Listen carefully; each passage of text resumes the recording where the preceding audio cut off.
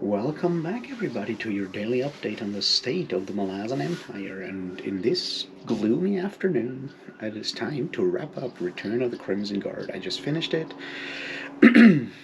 so I figured, well, talk about all of this because over the weekend I'll be doing dumb things in Berlin. So if you happen to be in Berlin, let me know.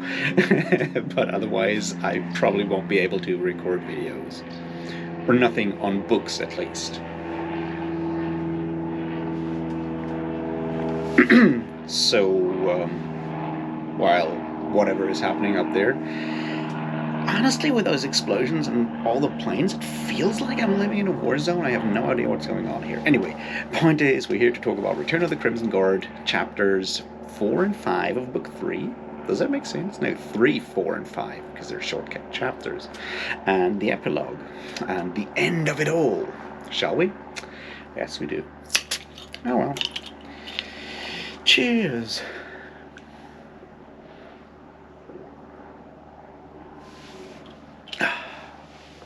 So, what's important and what happens here, and why does it make sense to end the book the way it ends? Now, there's a bunch of things going on here that are important. First of all, we have the whole after the great battle, the return of Kaz Devor, and everything that goes on in chapter 2 of book 3. It almost feels like we're done. But what Cam Asselman does is with the whole the ship of mages, especially with Yash, I think that's his name, Yath or Yash, I'm forgetting. Anyway, that guy.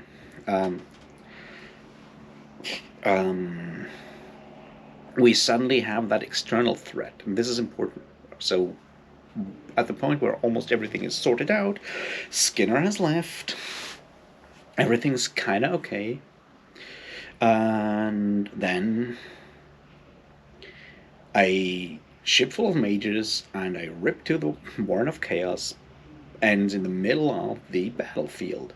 And we suddenly have that situation where everyone fighting here, all those humans, all those puny humans fighting each other, have to put aside all their differences to fight a general threat to their existence.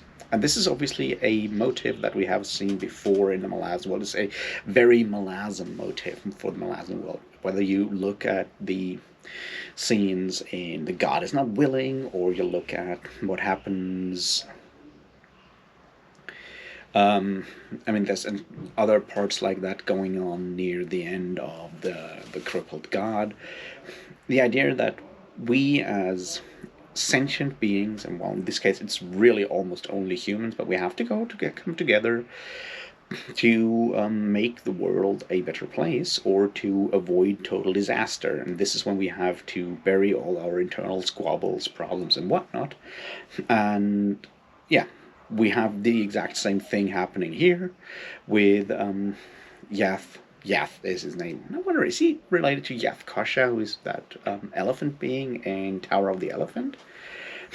I doubt it, but who knows? Anyway, if you don't know what Tower of the Elephant is, go read it. It's good. It's a quintessential Conan the Barbarian story. Anyway, so we have that same thing going on here. We once again have these moments of former enemies in a temporary alliance doing things together, trying to save the world. Which is also the point where, for the first time in this novel, everyone's favorite high mage, Teishran, actually shows up and does something. And he almost succeeds, but then some of Skinner's side of the Avowed start to try to kill him. And he vanishes into a rip in space and time together with Yath. And yeah, that's the end of that. And then we obviously have the assassination of Lacine at the end, and yeah, basically no one's left after this point. Like, no one of the old guard is left. The Crimson Guard leaves the country. Lacine is dead. Malik Rel takes over, of course he does. And everyone else is trying to trying to stay afloat in the New Order. So far, so good, so what? We obviously also have that final chapter when we end the story with Rylanderis.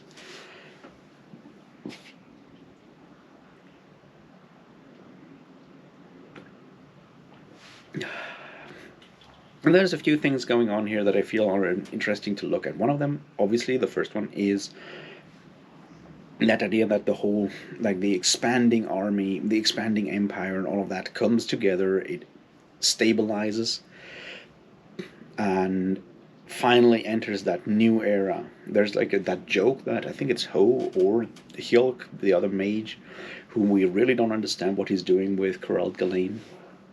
Anyway, those two, when they're joking about Malik Rel and how you have Kelved the bloodthirsty and Lassine the terrible, and now you have Malik Rel the benevolent or the just or whatever. But that is exactly the point that is important here, that idea of how empires grow. Now you have conquerors, and then later on you have administrators.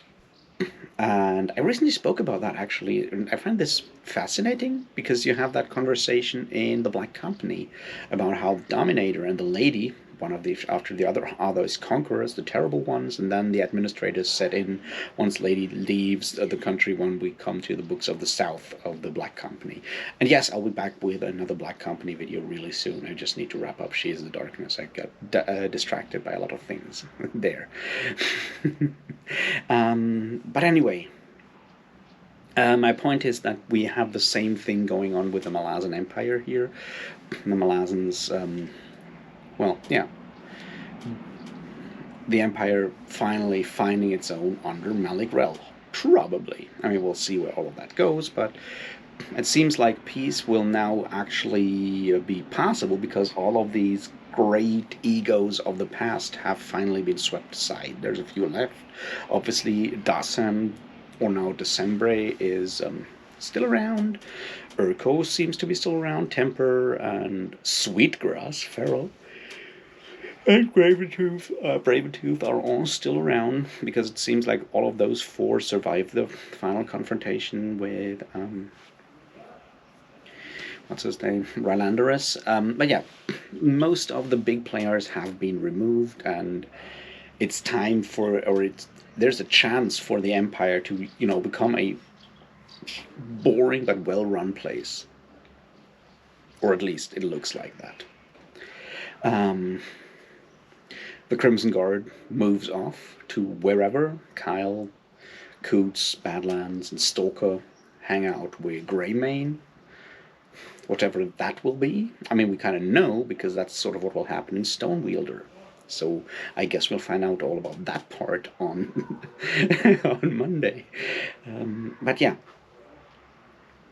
so we have that bit, and then it ends with that final hunt on Rylanderis. We see how Rylanderis has slaughtered all the Seti because Imotan was stupid enough to try to compel Rylanderis, which you don't do. Don't do that to gods. They usually don't like it.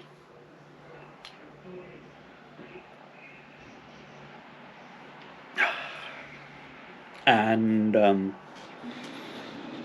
yes, we have that group of Hurl and Liz and Rel and the others. And this is, I feel, also once again important because the book ends in a very typical way for a not only for a Malazan book, but in a way that is quintessential for the Malazan world, because the book ends with basically one adventure party slaying the monster.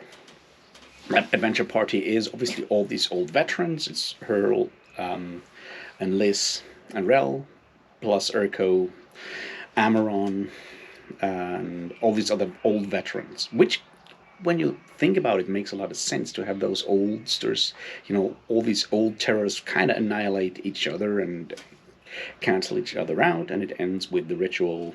There's a few deaths. Rel dies, Amaron dies, the rest seems to survive, and Liz, the last Dawn Dancer of the Seti, and Rylanders fall through some portal into some other place. Well, anyway, they're gone, is what I'm trying to say. So the Seti planes are free now. There's not many Seti left, I guess. Well, there's still some, I guess. The group, like Sweetgrass or the Old Wild Man's group of future, forward-looking, non-tribal SETI is are still out there. Li Hang is, got rid of his curse. Its curse. Hurl will probably go back and build it up. Peace and harmony everywhere, but it ends with a group of unsung heroes doing their thing. And then we have all these loose ends. We have Moss obviously tracking down Gallo. Will he succeed? We don't know. Does anyone really care? That's another question. We have the connection of Skinner with the crippled god, which once again is an important aspect here because it shows how all these Malazan novels are all like connected to each other. While the crippled god is not exactly a big player in the novels of the Malazan Empire, he still tries to make offers to Kyle, and obviously made a deal with Skinner, and possibly also Cal, but who knows with Cal, because Cal is just insane. He does his dual thing with Toppa. Yeah, who knows? I mean, that's sort of where all things kind of go in all directions. SETI, the Wiccans seem to have, at least for now, gotten, some of their stuff back in a way. And the other end, loose end, is obviously still Iron Bars, who is he's not a very lucky man, especially not when it comes to ships. He now got caught and will be put on the storm wall. So once again, Stonewielder will probably happen relatively soon. Well, as I said, we'll start reading it on Monday, and it's a glorious book. I can tell you already. I like it. It's got cool things in it. So what else was interesting about those last few chapters?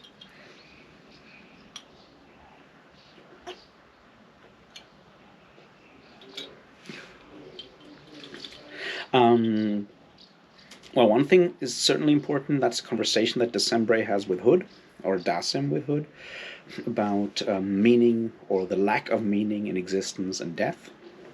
Which, once again, is one of the things that we have seen a lot of in the Malazan world in general, whether it is novels of the Malazan Empire or the Malazan Book of the Fallen. Death is meaningless. Death happens random, and it's we as humans who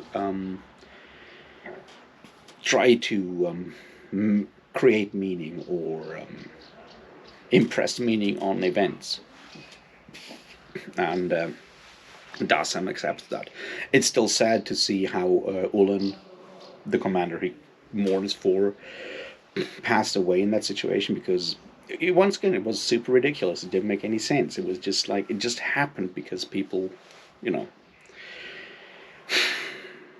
that's just how it happens. So let's have a general look back at Return of the Crimson Guard, and like what I liked about it, what I maybe didn't like about it, and so forth. So this is the sort of review part of it. First of all, I really liked it a lot. I understand how some people can get lost in it. I feel that having read the Path to Ascendancy trilogy before has helped me a lot this time around. Helped me understand things a lot better than it did before. Also, having read the entirety of the Malazan Book of the Fallen and the novels of the Malazan Empire before, even though I remember very little of Orb Scepter Throne and Stonewielder,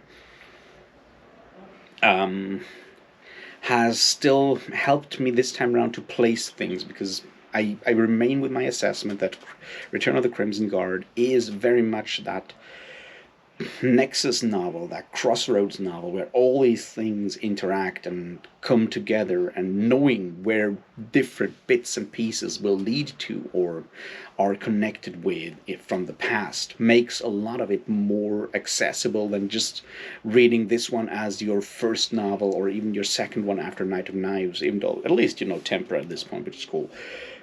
Apart from that, I can understand how some people will get lost in it. It is less focused on a smaller cast, like, say, Night of Knives was, or Path to Ascendancy was, but it still does what it does incredibly well, especially when we come to that large part, like the ending of book 2 and the beginning of book 3, when we have these different conflicts that we see. And this is important here, right? When you look at it, how, the way it works is the Malazan Empire first faces its internal enemies in the battle at the end of book 2, when they face the separatists from Tali and everything. They overcome that conflict, so they face their external enemy, the Crimson Guard, and they overcome that. And then all of those people band together to defeat the chaos incursion into the world.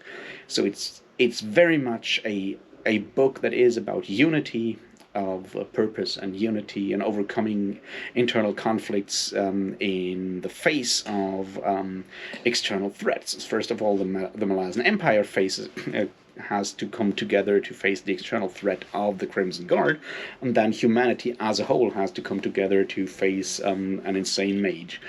But still, so I feel the way this is built up is pretty cool. Is really good. And when you look at it from that perspective, I think it does what it does incredibly well. It works in that particular regard. Does it have outlying bits and pieces that, if you just want to tell that specific story, feel superfluous or maybe even confusing? Of course it does. There's entire plot lines that could have been, split off or whatever if you just want to do that. But this is not the Malazan way. The Malazan world is not about individual stories that are not connected to anything else. They are. The Malazan book is very much, Malazan world is very much an interconnected world with interconnected stories and fates and everything. You can't pull one thread without the whole thing unraveling, sort of what I'm trying to say here. And Return of the Crimson Guard proves that in a lot of ways. Plus, it really connects all of these other stories. I guess the most tenuous connection is to the Carcanas trilogy, but that's the only one where you really need to stretch things to make sure that they connect to the to Return of the Crimson Guard. Everything else connects there. And I mean, there's even, like, with Osirk and what Hulk does with Geralt Galen, there's even there are connections. They're just way more tenuous, or we don't understand them yet because Walking Shadow hasn't been written.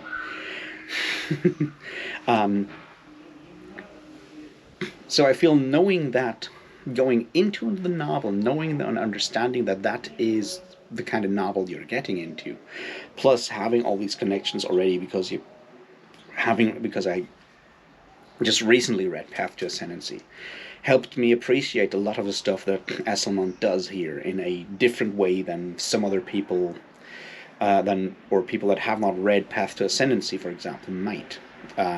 So, is it the perfect novel? Of course not. Is it highly entertaining? Hell yeah! You have a lot of cool characters, like really interesting characters. Kyle, the Lost Brothers. That's a cool story all in itself. Eriko is fantastic. The humor, there's so much good humor in this one, like really interesting and funny stuff going on. The repeated attacks on Khorne.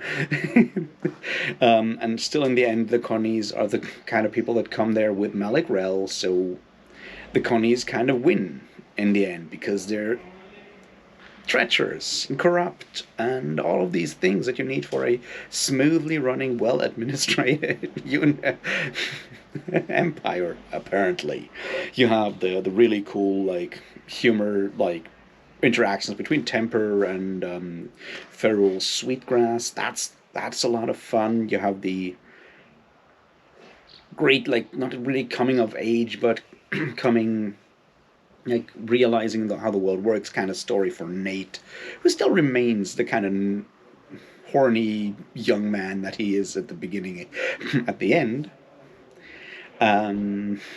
you have the really interesting, Gelil becoming that plot line. I mean, that probably is one that could have been cut away because so far, I mean, maybe I'm missing something, but I'm not sure if Gelil shows up ever again. So that plot line, while it serves certain purposes, especially when it comes to how we treat women in society, how we treat younger people in society, that kind of thing. Then it obviously serves a lot of purposes there.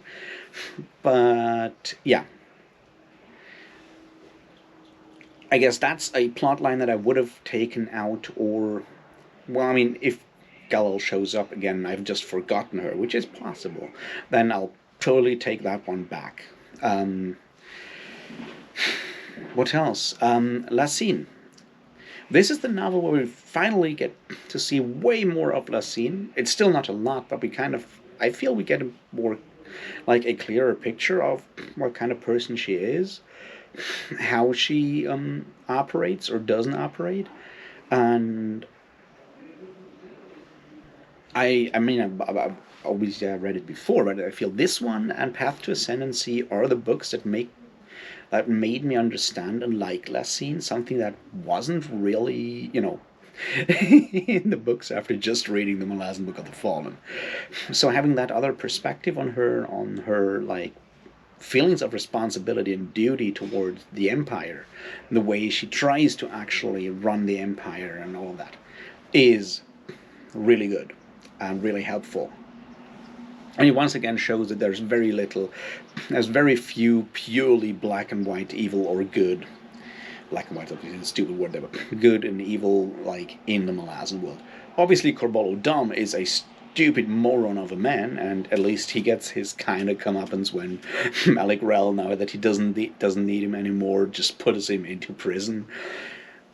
Which, yeah, kind of makes sense there. Um, what else?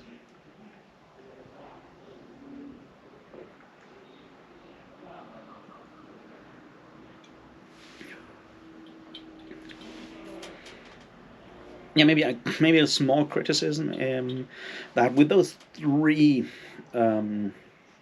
major conflicts, one right after the other, the internal one, the external one, and then the global one, so to speak. That last one felt a bit underwhelming, but that may just be me and my lack of imagination. But one wizard starting, like, opening a portal, it just doesn't. But that's probably like a problem of imagination and language, because how do you make one act of magic as threatening as like a 200-page battle description?